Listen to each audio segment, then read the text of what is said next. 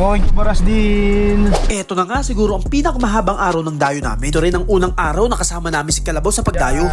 Kasama namin ang solido bowler. Sa sobrang tagal nga niyang nawala ay halos talagang na-miss namin siya. Sa sobrang tagal niyang nagtrabaho sa Slovenia, talagang gumawa siya ng paraan para makabalik dito sa Croatia. Na kahit nasa Slovenia siya, hindi nawawala yung aming komunikasyon. Na kahit kailan hindi nawala sa sinabi niya na babalik ako dyan, Kap. Naramdaman kong kagustuhan niya talagang maglaro at makasama kami sa lahat ng mga ginagawa namin dito sa Croatia. At bilang nga kapitan ng team, i-update siya at kwentuhan ng mga nangyayari sa laro namin. Na yun naman ang kadalasan na ginagawa ko sa bawat player ko. Kasi alam niyo naman ang buhay ng basketball. Minsan panalo, minsan talo. Pero ang pinakamahalaga, may natututunan tayo sa bawat nangyayari sa buhay natin. At palagi kong pinapaalala sa kanila, sa laro ay hindi laging panalo. Na darating talaga ang panahon na may makakatapat tayong mas malakas pa sa atin. Na dapat ay handa sila dun. Bayan.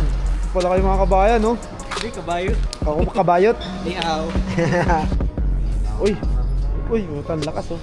Uy. At kitang-kita mo naman sa mga mukha nila kung gaano sila kasaya pag magkakasama. At yun ang gusto kong i-maintain. Maging masaya magkakasama, gumawa ng napakagandang memorya habang kami magkakasama naglalaro. Na kahit kailan hindi nawala sa isip ko na darating ang araw na magkakahiwalay-hiwalay din kami. Dahil normal yun kasi OFW kami lahat. Eto nga 30 minutes na lang makakarating na kami ng Baras din. Araw nga ng linggo ang dayo pero Sabado pa lang magkakasama na kami. Medyo napuyat pa nga niya kasi first time naming mag-camping ng sama-sama. Napasarap talaga ang kwentuhan at inabot kami ng 2:00 ng madaling araw. At dun nga namin napagkasunduan na pwede nga talaga namin gawin to. At may tawag na nga silang napakaganda, camping dayo. Dito nga nasa loob na kami ng Baras din. Sa wakas at ilang minuto na lang makakarating na kami sa aming lalaruan. At medyo makapagpahinga din kasi 2 oras din yung biyahe namin. Kailangan na nating tawagan ang kontak natin dito. Hello, boss.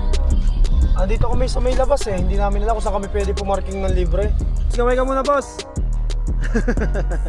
Bayan na yung kalaban natin. Sinundo na tayo kasi hindi natin makita yung court eh. Akala nga namin dito na pero kailangan pa pala naming umikot. Kaya pala hindi namin makita yung court kasi tagong-tago talaga. Ready ka na? Nakarating kami. Salamat. At medyo nagulat nga kami sa nadat na namin. Hindi ko akalain ang dami na rin palang kabayan dito. Hindi ko alam kung talaga may laro lang sila o inabangan nila ang pagdating namin. Pero kahit ano pa yon, pero napakasarap maglaro ng maraming nanonood. Hanggang dito na lang kasulido. Kita-kits tayo next vlog.